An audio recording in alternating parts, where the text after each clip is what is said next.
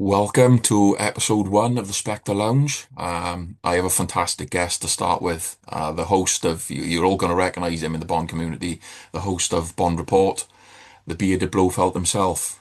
Chris, welcome to the Spectre Lounge. I am very happy to be here, James. Thank you for having me. It's an honor to have you, mate, honestly. How are you today before we start? It's a good day. It is absolutely gorgeous outside, like perfect weather. As soon as I'm done here, I have some video to edit, and I think I'm actually going to go to the park and do that because it is so nice out today. So, yeah, Why beautiful day. not? Why not? Why waste an opportunity? Right. So of course, two villain guys. So what Mm. better subject to start on then? Our love for the villains, how it all came about. So, we'll start off with, do you remember, Chris, what first drew you? I mean, in a society that sort of builds us up to follow superheroes and, all these good guys, the good guy image, what drew you to the villains to begin with? Yeah, man. Great question. I the villains has been something I focused on since I started the channel, and I wanted to kind of carve my own path, if you will, in the community. And while there were a few smaller channels, and kudos to them, of course. It doesn't matter what level you're at. If you're in the fandom, you're in the fandom. If you're in the community, you're in the community. But I wanted to really focus on something that nobody had really dove into in detail, and the villains was that angle. There was a lot of guys out there. Most of us know them that cover sartorial, that cover firearms, that cover cocktails, that you know cars and gadgets, and all of that stuff is great. And I think that's what draws a lot of fans in initially to the Bond community and then the films. Um, but I wanted to dive a little bit deeper. And ultimately, I think the big thing that drew me into the villains themselves was really their ability to kind of believe in their cause. So in each film, in each story, each villain has a cause, and sometimes it's just greed, sometimes it's power, whatever it is. Uh, they feel like they are on the side of righteousness and that they are the good guy in their own story, Yeah. even though they are going against that grain. So I think that's a big part of it. Um, yeah, Yeah, I mean, great answer. I mean, very sort of similar to myself, really. I've always, ever since I was a kid, I've always been a bad guy follower. I don't know why. It just sort of strayed that way. So it right. seemed a natural fit, especially with, and as you say, there's a load of Bond channels out there. Not quite so many when it comes to the the villain in the room then. So yeah, great. Well, With oh, so go Go ahead. on. I was going to say, along with that, a lot of the times it has to do as well as the fact that you're dealing with a character who has an extremely interesting backstory because a lot of times they are rebels. They are resisting the societal norms, if you will.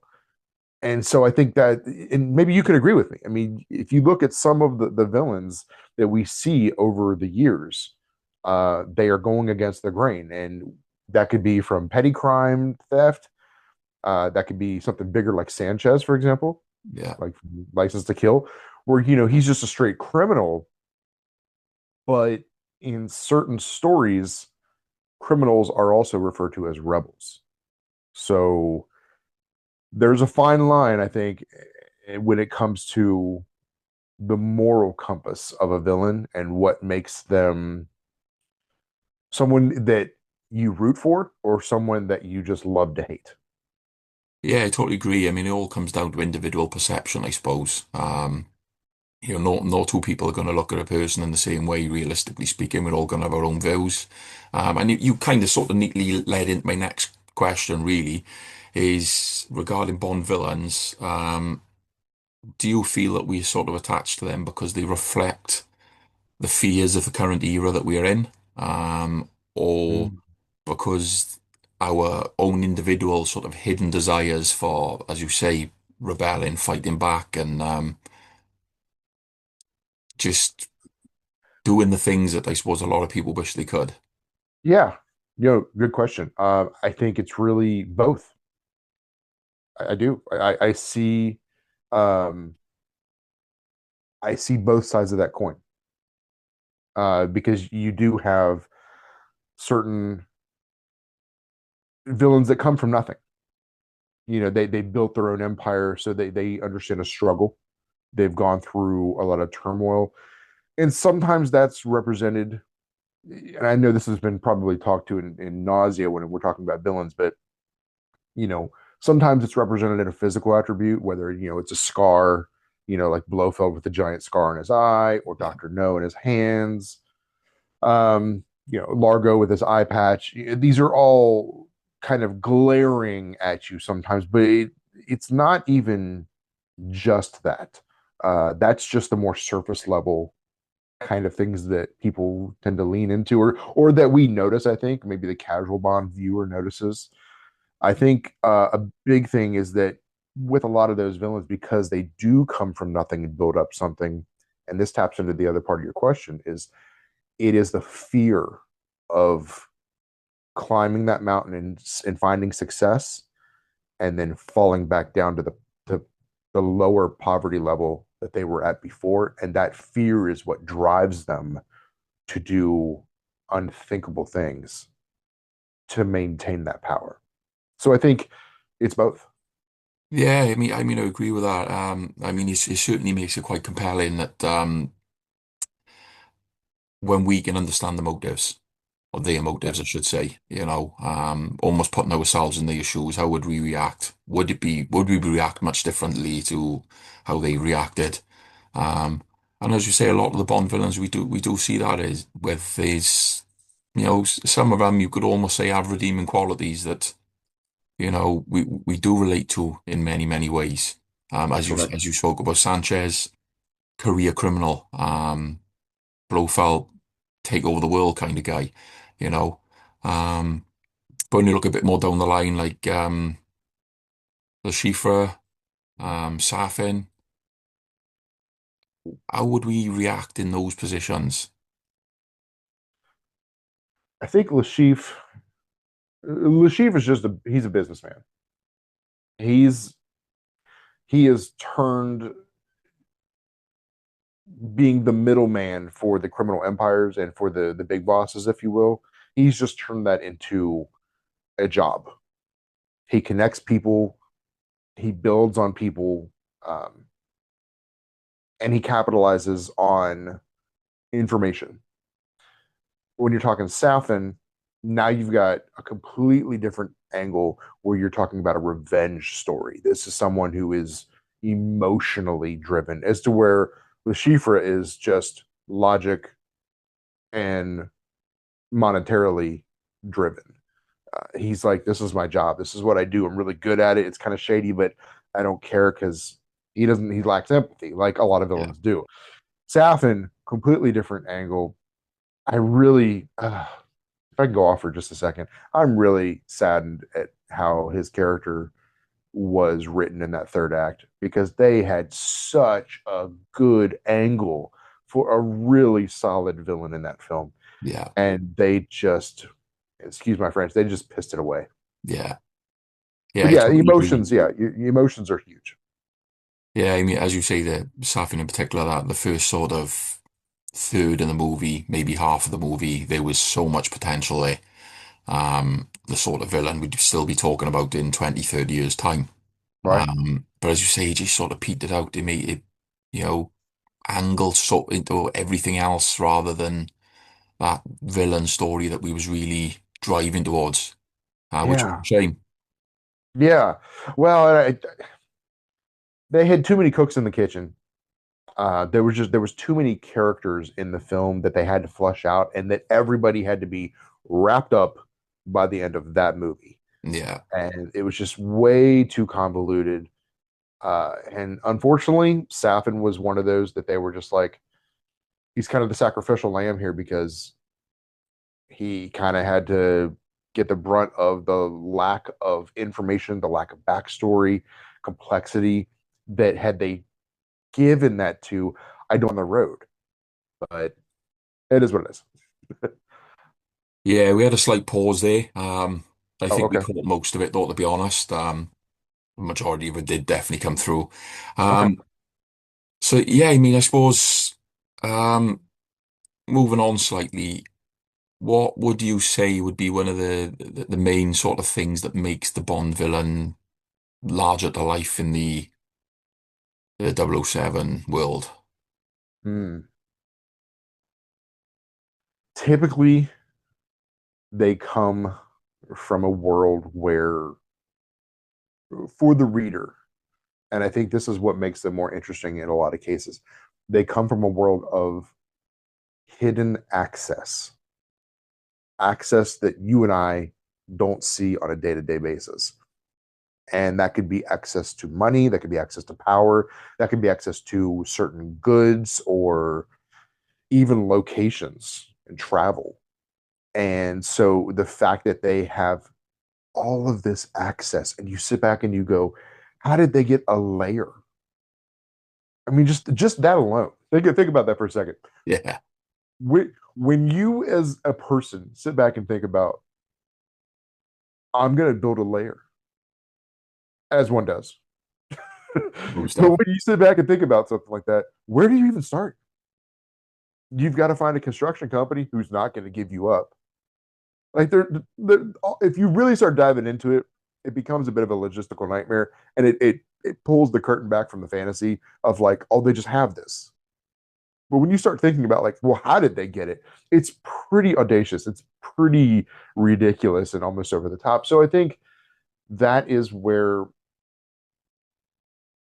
they kind of come into the fold. Yeah, and do you feel that there's the villains are portrayed more favorably via movie or during the books? Ooh, I think the books have a lot more freedom, just because our minds can run rampant with imagination as to where with the films, we are limited to some grounding. There are certain things that, I mean, special effects helps with a Yeah, lot of that, but there does get to be a point. I mean, there's a comic book, sadly, that James Bond is fighting aliens, and yeah, you know, so there's more flexibility with the villains in the novels, and I feel like sometimes we do get some really spectacular villains. Pistol Scaramanga, for example. yeah, I love Christopher Lee's version of Scaramanga. I do. I think it's fantastic. But I would have loved it more if he would have stayed closer to the book version. Because man, is that a great villain? He's written so well in that book. yeah, yeah. I totally agree. And that is always sort of the way that's normally the common complaint you hear, really, isn't it? When something's been taken from book to screen, how things have been watered down and you lose key elements of that character. Yeah. No. Are you a fan of the Horowitz books? Oh, am I ever? Yes. Huge, huge horse. Um, Very much the same myself. Do love the Horowitz books. Very much hoping for a long period of time that Bond 26 might have been converted into one of the Horowitz books. Mm-hmm. Um, I'm not sure that would necessarily be the case now with Stephen Knight being the writer and no say on Horowitz being attached. I couldn't imagine him greenlighting one of his stories without being attached in some way. But there's a great group of villains there to choose from. Oh, tremendous. I mean, the final book, with a mind to kill. Sorry. um, I mean, that whole level of, now we're back in Russia and we're dealing with General G and we've got the daughter, and I'm not trying to give that book away for anyone who hasn't read it, but it's an absolute whirlwind. Um, and I think that would be almost a psychological thriller of a film. Yeah, There's way more of a psychological thriller than a quote unquote turn your brain off action movie, or even a spy thriller. I mean, they would really have to tweak that book a lot to to make it work, I think, cinematically and in all of the good ways. Let's be clear about that. So, but yeah, no, Horowitz is he's probably oh, it's hard to say. He's either second or third favorite after Fleming. It's a real close toss up between him and Benson because man, Benson's books are just so good. Yeah. But they are their own separate timeline. Yeah, very much so. As you say, both very good in their own way, but different enough to make it intriguing as well. Yeah, Um, yeah.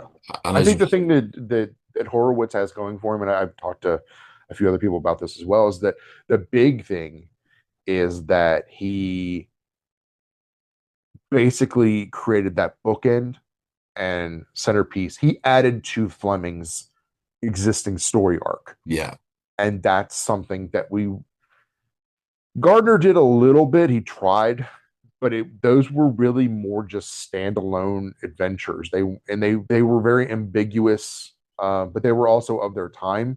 yeah, And he did change up certain things within the canon, uh, like firearms, for example. At one point in time, in one of the Gardner books, Bond uses a Walther PPS M1.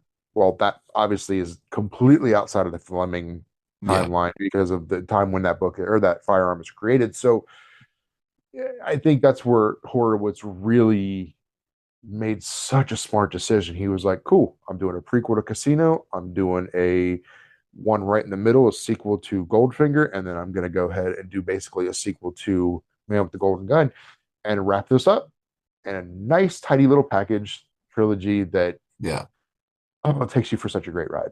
How about you? Which one do you prefer? Who's your favorite? yeah. If I can ask. Yeah, Horowitz. Obviously Fleming. He's the main man. Horowitz for me probably comes in second. Benson again, very good choice. Gardner, good set of books. I've Okay. also enjoyed the Kim Sherwood books.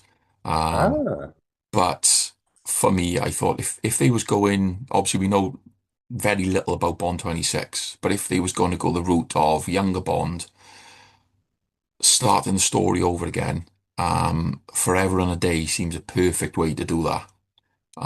Without going into spoilers, of right. course. But anyone that's read that book will know exactly what I mean by that. It'd be Yes. a perfect way to start the story. And for me, John Paul Scipio was one of the best villains in a long time. And I think he would transition extremely well to the big screen. He would. He would. And I think I know it's like hard to not go into spoilers here. And we're talking about villains. Jean Paul is such a character. He is such a larger. He could end up being hands down the next Jaws, the next um Le Chiffre, the next Goldfinger. He could easily be that staple villain that when you think of a Bond villain, he comes up in your head almost immediately. He is so well written, he's so well designed.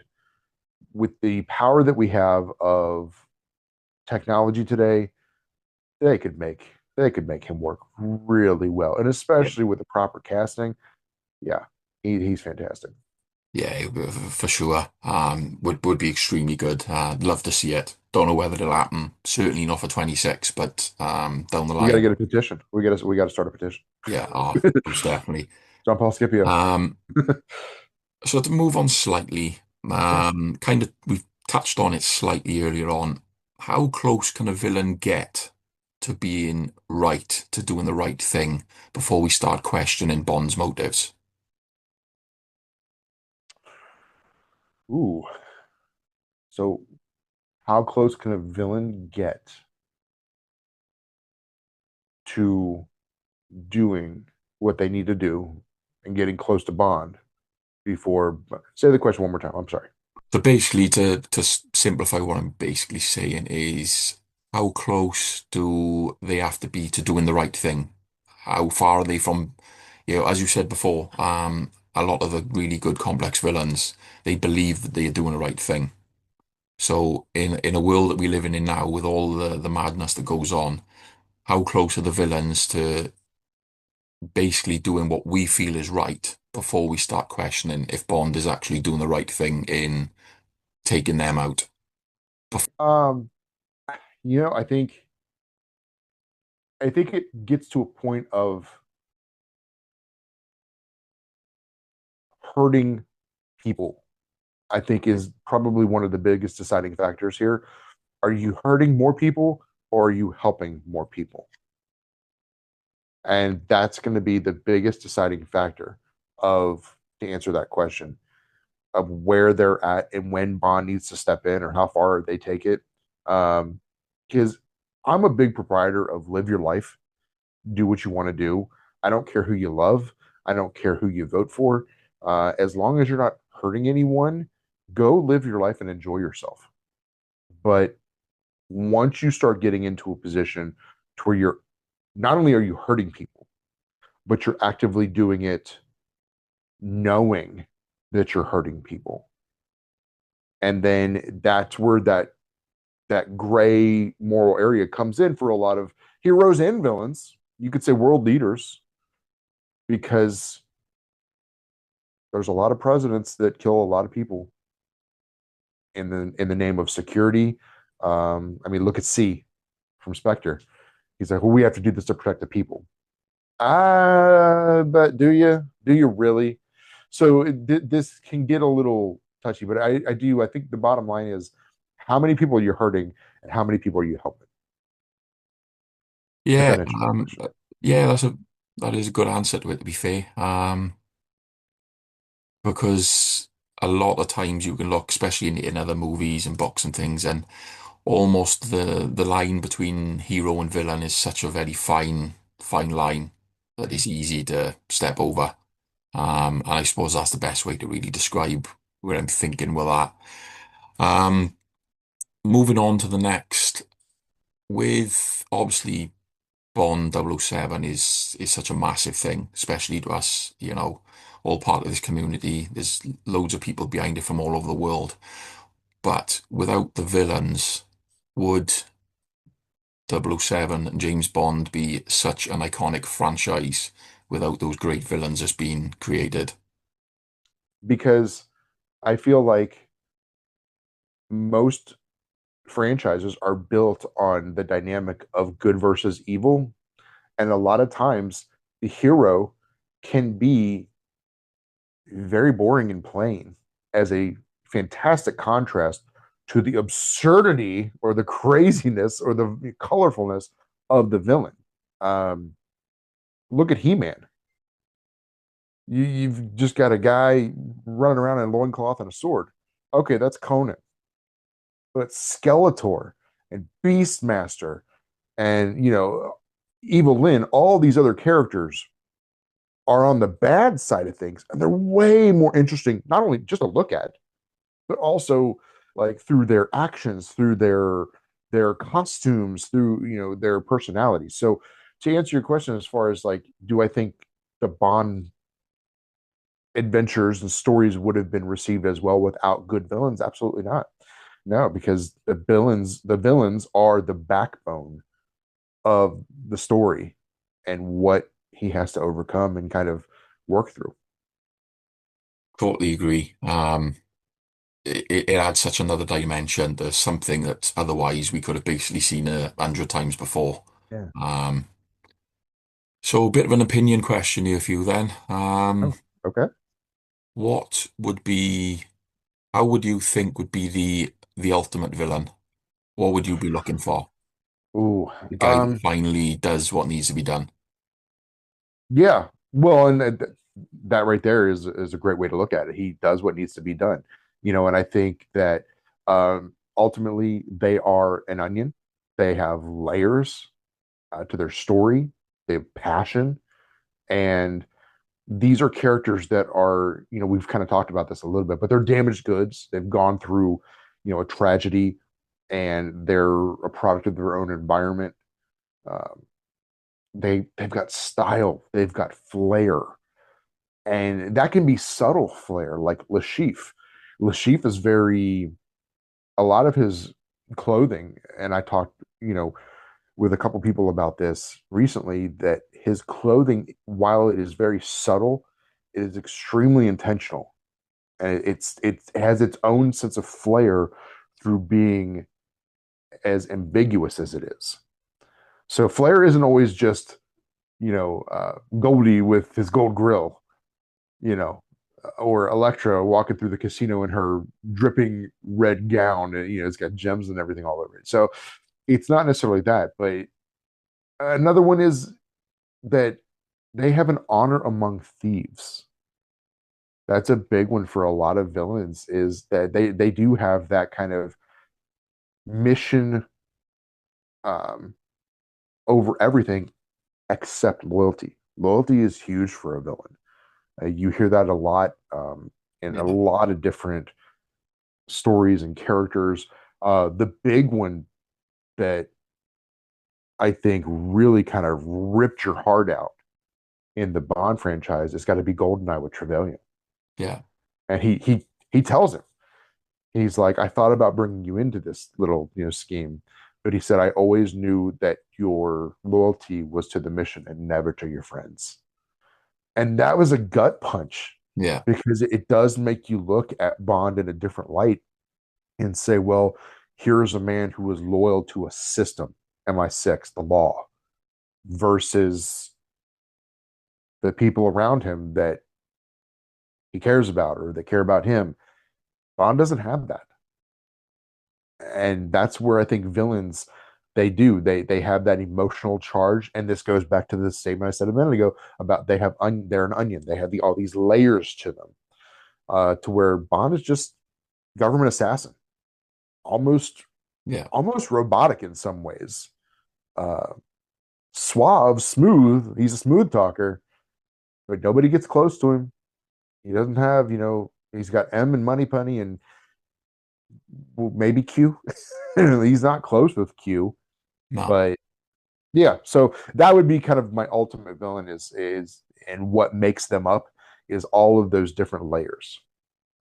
Yeah.